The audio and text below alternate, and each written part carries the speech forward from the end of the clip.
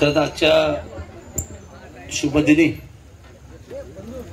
आपले तालुका प्रमुख शिवसेनेचे नेते एक या जिल्ह्यातलं उभं नेतृत्व ज्यांच्याकडनं पक्षाला खूप मोठ्या अपेक्षा आहेत असे आपले ॲडव्होकेट मनोज शिंदे यांच्या अभिष्ट चिंतन सोहळ्यासाठी या ठिकाणी उपस्थित सर्व ज्येष्ठ मान्यवर आज खरं तर विभागाच्या संपर्क कार्यालयाचं उद्घाटन आणि मनोजींचा वाढदिवस असा दुहेरी कार्यक्रम आहे।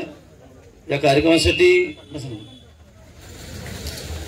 मंचावर उपस्थित सर्वच नेतेगण मान्यवर उपस्थित सर्व रोहा तालुक्यातील चरदा विभागातील सर्व पदाधिकारी ज्येष्ठ आमचे सर्व मार्गदर्शक बंधू आणि भगिनींनो, आज सकाळी खरं तर दुसरी आषाढी म्हणतो आज त्यानिमित्ताने माऊलीचं दर्शन घेऊन एका वारकरी संप्रदायाचं 5 गुंठे जागेमध्ये एक वास्तूचं उद्घाटन अगदी भूमिपूजन करून मी सकाळी निघालो।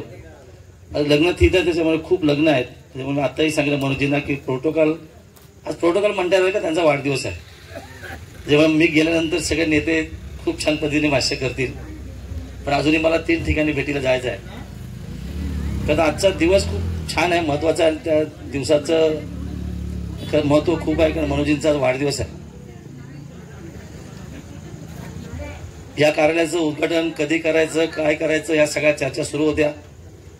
मध्येच नगरपालिकेच्या निवडणुका घोषित झाल्या आणि मग सगळ्याच आमच्या पदाधिकारी नेते मंडळींची धावपळ सुरू झाली आणि मग रोहापासनं मुरुड असेल, अलिबाग असेल, पेन असेल, पलीकडे आपले नेते आदरणीय भरतशेठच्या मतदारसंघातल्या नगरपालिका असतील, नगरपंचायती असतील किंवा महेंद्र तिकडल्या असतील, सगळेच वरिष्ठ श्रेष्ठ नेते बिझी झाले आणि काही सूचना वजा की ह्याच काळामध्ये जिल्हा परिषद पंचायत समिती निवडणुका येऊ घातल्यात, त्याची पूर्व तयारी आणि खरं सोहळ्यापासून आपण सुरुवात केली।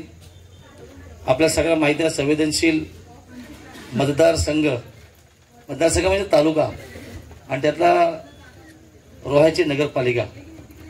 मनोजींच्या कार्यप्रणालीवर विश्वास ठेवून तुम्ही सगळ्यांनीच खूप छान पद्धतीने रोहामध्ये बदल करण्याचा प्रामाणिक प्रयत्न केला आणि तो खऱ्या अर्थाने दिसतोय।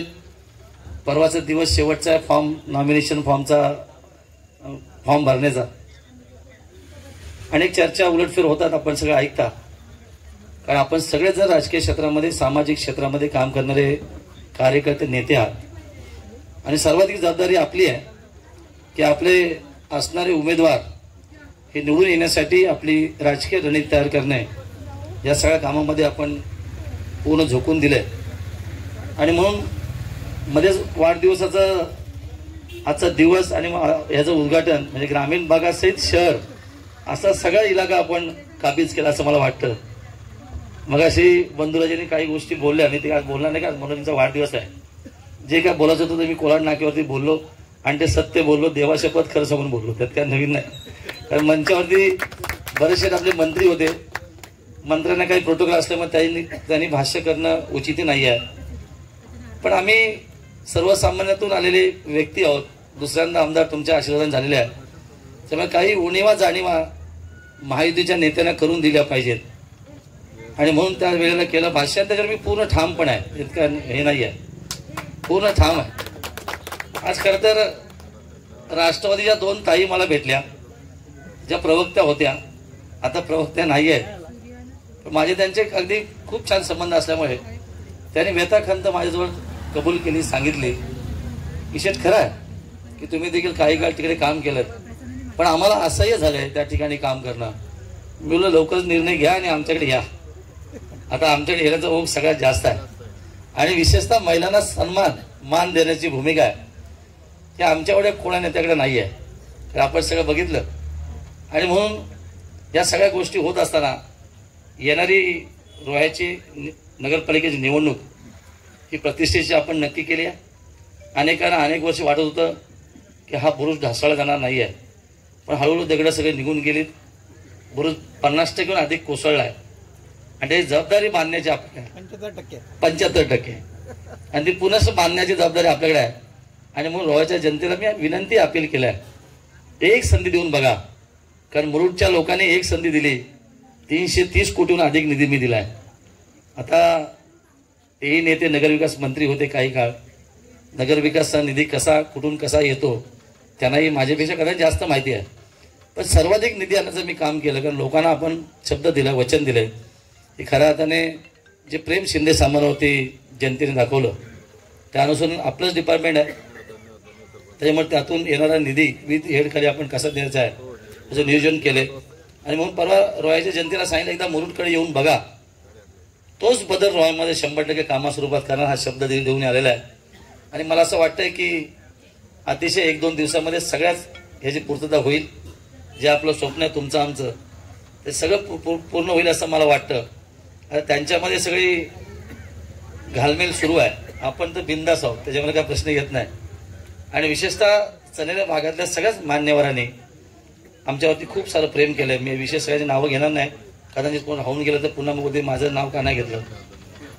पण अशा खूप नेते आहेत, महिला नेते आहेत की त्यांनी आमच्यावरती भरभरून प्रेम केलं, किंवा सल्ला आशीर्वाद दिलाय. आणि त्याचा कायमस्वरूपी मनामध्ये रिस्पेक्ट तर राहणार, आदर तर नक्की राहणार. आम्ही शेवटी शेतकऱ्यांची मुलं आहोत, त्यामुळे त्या घटनेतनं पुढे येत असताना या सगळ्या गोष्टी विसरता कामा नये. राजू सरपंच या ठिकाणी आहे, ही निवडणूक पण त्याच धाटणीने आपण ठरवली होती. आणि सगळ्याच जनतेने चनेऱ्याच्या राजूच्या रूपाने सरपंच आणि सगळेच आपल्याला त्या ठिकाणी सन्मानित केलं. असाच बदल रोहाच्या जनतेकडनं माझ्यासारख्याला अपेक्षित निश्चित आहे. आणि म्हणून येणारा काळ आपल्यासाठी खूप छान आहे. आणि म्हणून सगळ्यांनीच मेहनत घेणं ही काळाची गरज आहे. ग्रामीण भागातले बहुतांश कार्यकर्ते, नेते, पदाधिकारी चारही संघटनेचे हे उद्यापासून रोहामध्ये तळ ठोकून बसायचं आहे. आता रोहाची जी काय पूर्वीची भीती होती लोकांची ती 70% निघून गेली आहे. सहज लोक रस्त्यावरती फिरताना दिसतात. पूर्वी रस्त्यावर येताना इकडे तिकडे बघायला लागायचं की भाई ताई साहेब बघतात का. आता सगळे फाट्यावर मारायला लागले, हे सत्य आहे. त्याच्यामुळे काळजी करू नका, आपल्याला आपला अधिकार निश्चित आहे. आणि कामास्वरूपात आपण ज्या पद्धतीने आतापर्यंत सक्रिय राजकारणामध्ये काम केले त्या स्वरूपात लोक आपल्याबरोबर निश्चित राहतील. आता कोणी मोठा नाही आहे, कारण मला माहिती आहे सगळ्या गोष्टी. आणि मग ह्याच्यामध्ये आपण तळ ठोकून राहायचं आहे. आजचं मनोजींचं अभिष्ट चिंतन सोहळा आहे. मनोजी जेव्हापासून शिवसेनेच्या मूळ संपर्कात आले, पेशाने ते वकील आहेत, म्हणजे आपल्यापेक्षा ते मास्टर आहेत, एवढं तर निश्चित आहे. आणि धावपळ करण्याची इच्छाशक्ती खूपच आहे. एखादं काम सूचित केलं की नक्की त्या ठिकाणी जाऊन ते कशा पद्धतीने करता येईल याचं आकलन किंवा या सगळ्या गुणसंपन्न असणारी व्यक्तिमत्व निश्चित आहे. आणि म्हणून मी असं सांगितलं की एक जिल्ह्यातलं उभरतं नेतृत्व आहे, खूप मोठ्या अपेक्षा आहेत. आज काय बोलणार नाही, कारण मी सांगितलंय, कारण गेअर बदलायला पाहिजे. राजकारणामध्ये गेअर बदलल्याशिवाय काही होत नाही. कारण राजकारणामध्ये ह्या गोष्टी कराव्याच लागतात. आरेला कार्य करणं हे काय आपली संस्कृती आहे, त्याला काय नवीन नाही. चुकला 2दा वॉर्निंग देऊन बघायचं, नाही तर मग आपली परिभाषा त्यांना समजते. त्यांच्यात तो गुण नाही, कारण पेशा वकिली असल्यामुळे ते असं कुठलं कृत्य करणार नाहीये. कारण कायद्या स्वरूपात चूक होणं हे त्यांना जमणार नाहीये. पण त्यांची भूमिका आपण बजावतोच, त्याच्यामुळे कुठे घाबरायचं कारण नाही आहे. पण जबाबदारीची जाणीव ठेवून खरं तर रोहा पूर्ण तालुका असेल किंवा रोहाच्या पलीकडे माणगावपर्यंत किंवा अलिबागपर्यंत त्यांचा एक जनसंपर्क चांगला आहे.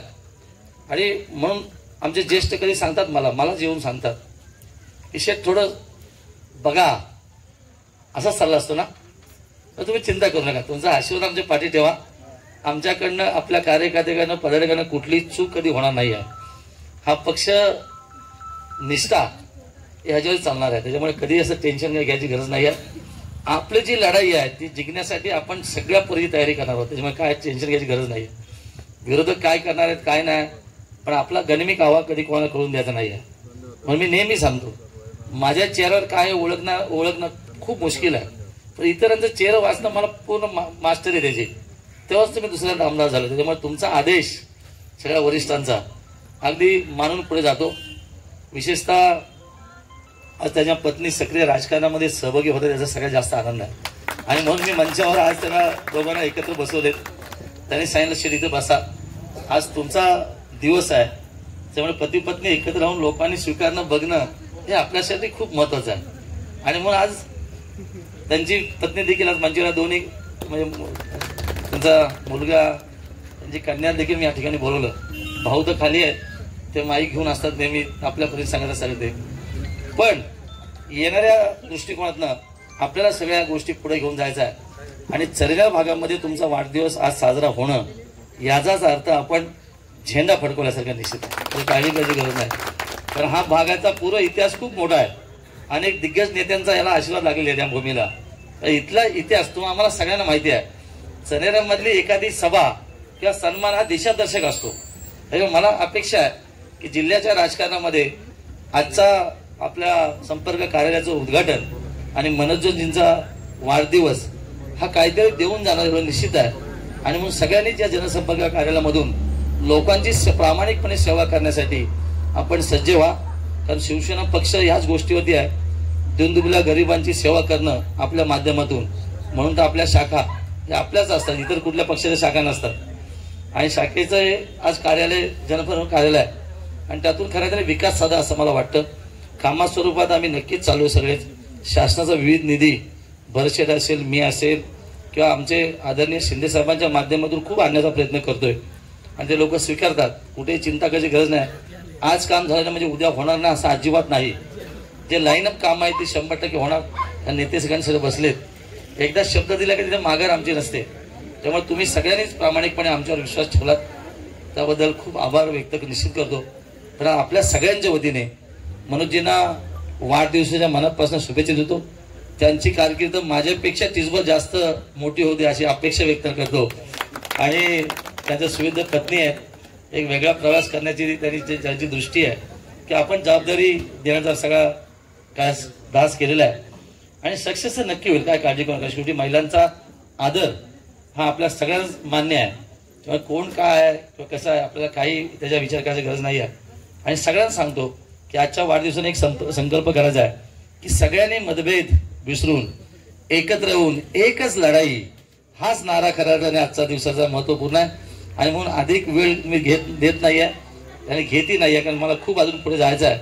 पण इथे येणं, त्यांना सन्मानित करणं हे तुमच्याने माझ्या दृष्टिकोनातून पक्षादृष्टीने खूप महत्वाचं होतं.